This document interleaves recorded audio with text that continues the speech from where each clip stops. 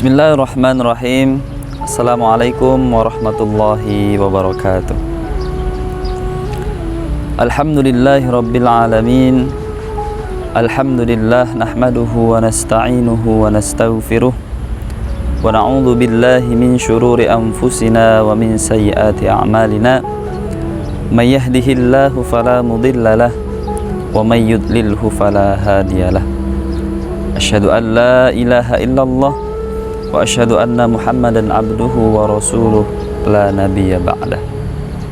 Hadirin kaum muslimin dan muslimat yang dimuliakan Allah Subhanahu wa taala, bersyukur kepada Allah Subhanahu wa taala dengan mengucapkan alhamdulillahirabbil alamin, karena pada hari ini, pada kesempatan ini, Allah Subhanahu wa ta'ala masih memberikan kita kesehatan. Allah Subhanahu wa ta'ala masih memberikan kita hidayah untuk menjalankan ibadah bulan Ramadan di tahun ini. Maka dari itu, marilah kita maksimalkan ibadah kita di bulan ini, dan mudah-mudahan Allah Subhanahu wa ta'ala menerima segala amal ibadah kita di bulan Ramadan tahun ini. Hadirin kaum muslimin dan muslimat yang dimuliakan Allah Subhanahu wa ta'ala, salah satu nama bulan suci Ramadan adalah bulan diturunkannya Al-Quran. Sebagaimana Allah Subhanahu wa ta'ala firmankan, Syahrul Ramadan alladzi unzila fihi Al-Quran, bahwa pada bulan suci Ramadan Allah Subhanahu wa ta'ala turunkan Al-Quran. Perlu kita ketahui bagaimana sejarah turunnya Al-Quran.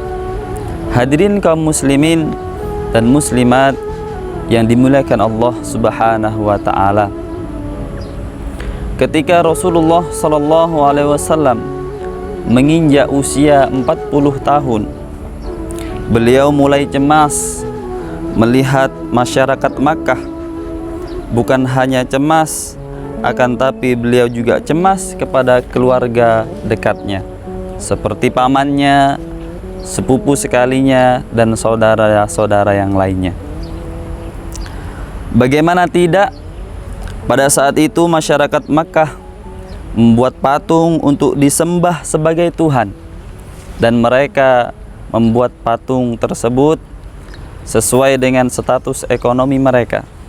Orang yang sangat kaya akan membuat patung sebagaimana halnya manusia, ada tangannya, ada kepalanya, ada badannya, dan ada kakinya. Mereka akan buat dari emas. Kemudian orang yang kaya biasa-biasa saja, mereka akan buat patung mereka terbuat dari logam ataupun besi dan lain sebagainya. Dan orang miskin, mereka akan buat patungnya dari kayu, dan orang yang sangat miskin sekali, mereka akan buat Tuhannya dari tepung. Dan nanti kalau mereka lapar, dan mereka akan makan Tuhannya. Maka dari itu Rasulullah SAW sangat cemas. Pada waktu itu orang Arab makan Tuhan sesembahannya sendiri. Maka dari itu, hadirin Allah Subhanahu wa ta'ala, maka Nabi pun bergegas menuju ke Gua Hira untuk melakukan renungan, berfikir, dan meminta petunjuk kepada Allah Subhanahu wa ta'ala. Hingga pada malam 17 Ramadan, turunlah Jibril alaihi salam dalam bentuk pemuda yang sangat gagah, menghampiri Nabi Muhammad sallallahu alaihi wasallam. Kemudian Jibril pun langsung memeluk Rasulullah sallallahu alaihi wasallam dan berkata, "Ya Muhammad, iqra, bacalah."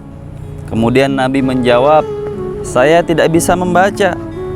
Kemudian Nabi dipeluk kembali oleh Jibril sambil mengulangi kalimat iqra, bacalah.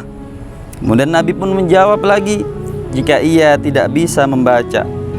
Dipeluknya Nabi yang ketiga kalinya oleh Jibril dengan erat, hingga akhirnya Nabi melafazkan iqra bismi rabbikal ladzi khalaq. Hadirin kaum muslimin dan muslimat yang dimuliakan Allah Subhanahu wa taala, sebelum kita lanjut, Perlu diketahui bahwasanya Nabi adalah seorang yang ummi. Ummi memiliki arti buta huruf, yakni tidak bisa baca dan tulis. Meskipun demikian, tidak bisa membaca dan menulis bukanlah berarti identik dengan kebodohan. Beliau tidak bisa membaca dan menulis, akan tapi beliau adalah orang yang sangat cerdas. Di balik Nabi sebagai orang yang ummi, tidak bisa baca dan tulis, ada hikmahnya yang bisa kita petik. Hikmahnya adalah seperti menghindari fitnah, bahwasanya Al-Quran adalah murni firman Allah Subhanahu wa ta'ala, bukan buatan Muhammad sallallahu alaihi wasallam. Karena sebab ada segolongan manusia yang memfitnah bahwa Al-Quran ini adalah karya Muhammad, namun akhirnya mereka sendiri yang membantahnya kembali. Tidak mungkin Muhammad menulis Al-Quran, karena Muhammad terbukti adalah orang yang ummi, tidak bisa baca dan tulis. Kaum muslimin dan muslimat yang dirahmati Allah Subhanahu wa ta'ala, setelah Rasulullah sallallahu alaihi wasallam menerima kitab suci Al-Quran, Rasulullah sallallahu alaihi wasallam pun kembali ke rumahnya dan menceritakan kejadian yang di Gua Hira tadi kepada istrinya, yaitu Sayyidatina Khadijah radhiyallahu anha. Khadijah adalah merupakan manusia pertama yang beriman kepada kerasulan Muhammad sallallahu alaihi wasallam. Ia meyakini sepenuh hati bahwa Nabi Muhammad sallallahu alaihi wasallam sebagai nabi akhir zaman. Abu Bakar As-Siddiq begitu mendengar cerita serupa dari Rasulullah sallallahu alaihi wasallam, langsung mengucapkan sami'na wa ata'na.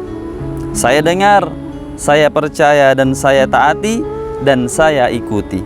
Itulah mengapa Abu Bakar As-Siddiq digelar sebagai As-Siddiq, selain karena termasuk orang yang pertama kali membenarkan kejadian Isra Mi'raj Nabi sallallahu alaihi wasallam, ia juga merupakan golongan pemuda yang langsung percaya kepada Al-Quran dan kerasulan Nabi Muhammad sallallahu alaihi wasallam.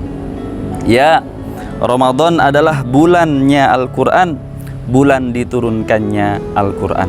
Hadirin kaum muslimin dan muslimat yang dirahmati Allah Subhanahu wa ta'ala, setelah mengetahui hal ini, bagaimana tanggapan kita tentang Al-Quran?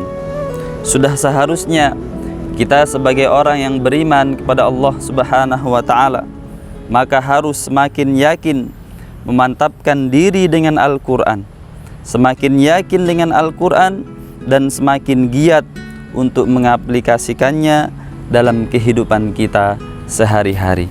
Semoga bermanfaat. Ada benarnya dari Allah Subhanahu wa ta'ala. Apabila ada salah dari saya pribadi, Assalamualaikum warahmatullahi wabarakatuh.